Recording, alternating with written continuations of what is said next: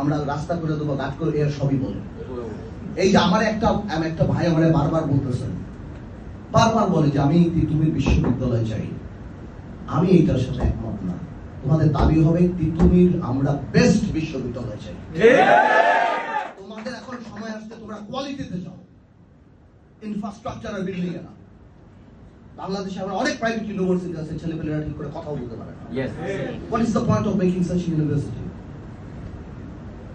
What is the point? তোমরা কোয়ালিটিতে যাও। তোমাদের দাবি দাবা যেটা হবে সেটা জানি কোয়ালিটি ভিত্তিক হয়।